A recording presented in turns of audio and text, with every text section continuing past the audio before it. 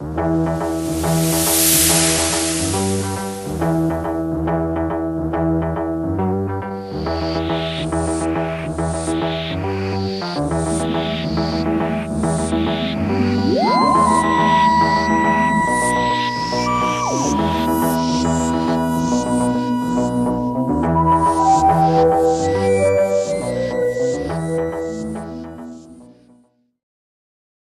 I've got my coffee and I'm ready to answer some questions. And the questions I'm going to be answering first are from Miss Campbell's Year 8s. Thank you very much, Miss Campbell's Year 8s, for getting your questions in. What I've done is I put them inside the TARDIS tin.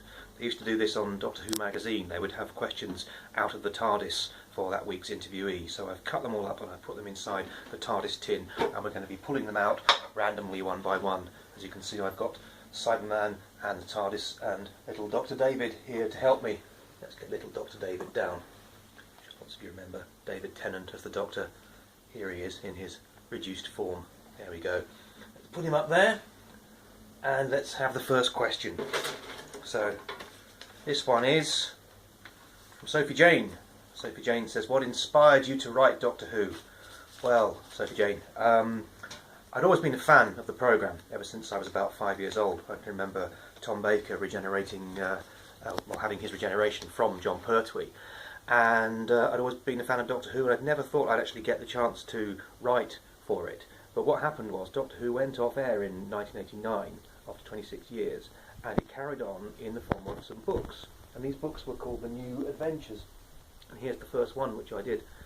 I sent my idea off to the editorial team, and they liked it, and they asked me to go away and turn my one-page synopsis into a full-length book, and that was it. I mean, there was a lot more to it than that, but that's basically how it happened. So I was inspired by being a fan and by the fact that there was the opportunity to write for it, and that it's just the kind of storytelling where you can tell any kind of story that you want, really. It's not straightforward science fiction, really. It's also fantasy, it's magical, it's all kinds of different things.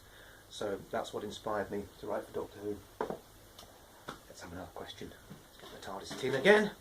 I'll put the ones I've answered down there. There we go. This is a good one. Alia says, what's your favourite word? Yeah, and Miss Coppendale's put a note to say, I like this one, totally off the wall. Good. Okay. My favourite word? Gosh.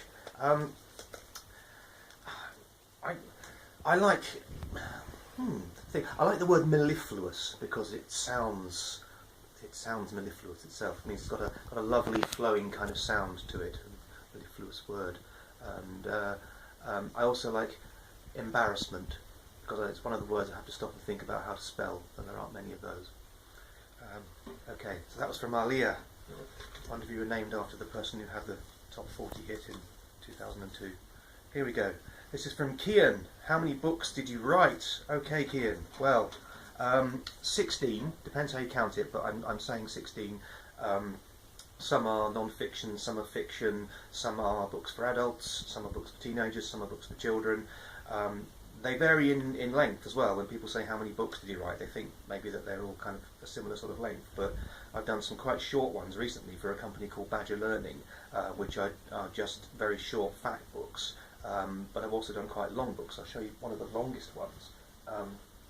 This is The Day, which is my longest book so far. You can see let's have a look. It's 526 pages. That's a novel for adults, which I did in 2007. But then you've got something like this, like Dadlands, one of my non-fiction pieces, which is actually quite short. So print's a bit smaller.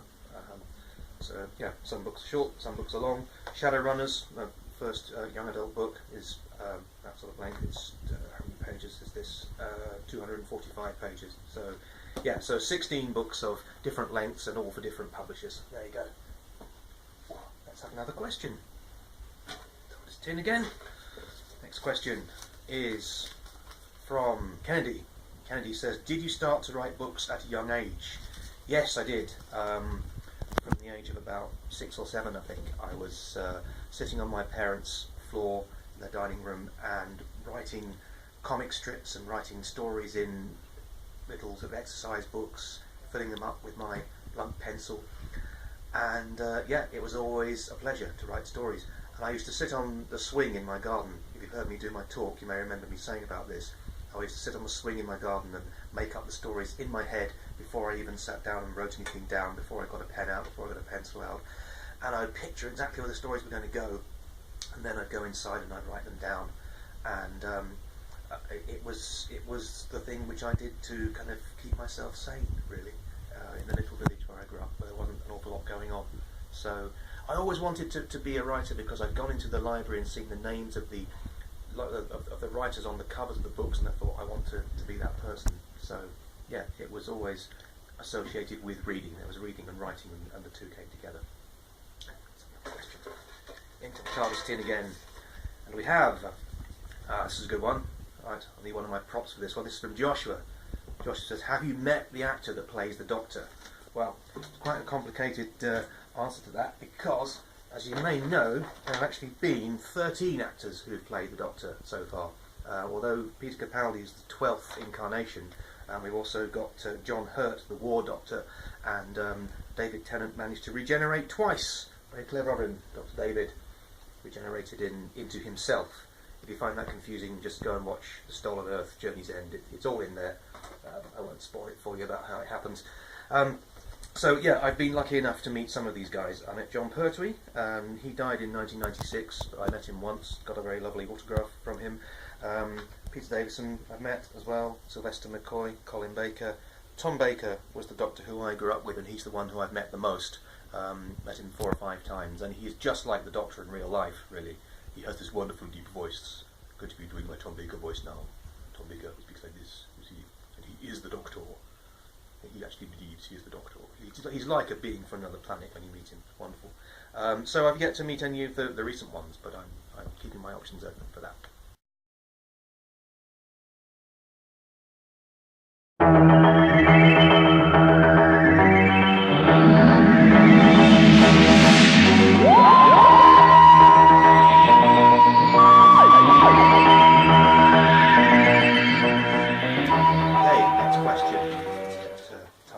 And we've got, this one's anonymous. Hello, anonymous. When did you start to write? Well, from when I was very young, 6, 7 years old, when I was writing at the same time. I started to write seriously, sending stuff off to publishers when I was in my teens. When I was 17, I wrote a 400-page epic novel, which probably wasn't terribly good, but I wrote it on an old typewriter. Didn't have word processing back then. When people talked about cutting and pasting, you actually physically had to cut and paste. You had to cut bits out and stick them elsewhere on the page. I remember using a lot of Tipex as well. And then I finally got a computer and started being able to compose out the computer keyboard. So I've been writing all my life, really.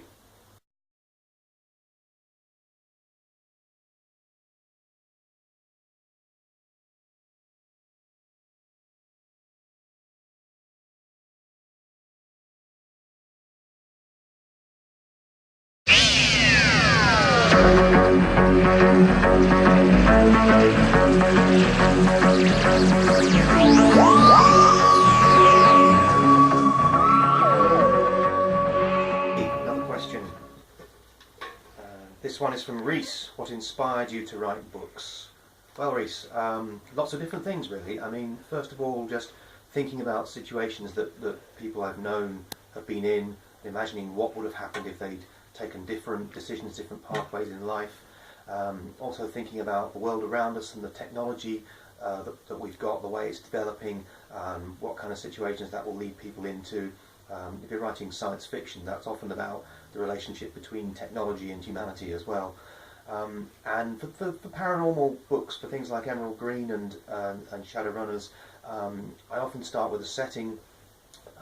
When I was writing Shadowrunners, I was thinking of, for example, Whitby, which is a very atmospheric seaside town, and kind of have that in my mind while I was writing it. So there are lots of different starting points. I think you need to have a good story, and you have to have a plot that comes out of decisions that your characters make, choices that your characters make. That's always the best thing to bear in mind when you're writing. Okay, next one is from Jasmine. How do you think of what to write? Yes, good one. sometimes you are faced with that problem of just sitting down and thinking, where do I carry on from here? Because I used up lots of good ideas yesterday, and now I've got to move on from where I am in the story. I often go back to my original outline, synopsis, or I go back a couple of pages and look at what the characters were doing, or I just leave that part of the book for a bit and then go on to another bit. You don't have to write books in the order in which your readers read them. You can dot around and you can do a bit of one part of a story, a bit of another. So I often do that. And then I find that I don't actually need very much to get the characters from one place to another. So I use a lot of different techniques. Sometimes just having a bit of fresh air helps as well. Okay, we're on to this question now, which is from Chloe. Why do you write books?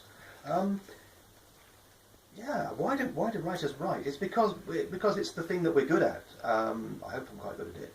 It's just what we do. I mean, I'm just driven to do it because I enjoy it, because I want to create worlds in my mind. I want to give the readers some idea of the way I picture the story, the way I picture a character's journey. If I didn't write books, I think I would go mad. It's just what I do. Right. Penultimate question. This one's from Joe. What will your next book be? Well, I'm working on several things at the moment. I'm working on a couple of books for teenage readers, young readers, and they're both at a similar kind of stage, really, both about 3/5, 4/5 done. So I can't say too much about either of them at the moment, but that's what I'm doing. And this is the last question. Who's last but not least? Last but not least is Akbar. Why do you write stories? I think similar question to Chloe, isn't it? Why do you write stories? It's just all writers say the same thing, really. It's the thing that we have to do. Our stories have to get out there, and even if we weren't doing it as a paid job, we would still be writing, because we have these ideas. I've got about 70 different ideas for stories on my computer, and I probably will only ever be able to use about 10% of them. They might not all be very good. Some of them might be rubbish, but I need to work out which are the rubbish ones and which are the good ones. Thank you very much, Year 8. That's the end of the TARDIS tin. Look, no more left. Thank you very much to Sam, who's been my cameraman today, and I hope to get some more wonderful questions from you in the near future. Thanks. Bye.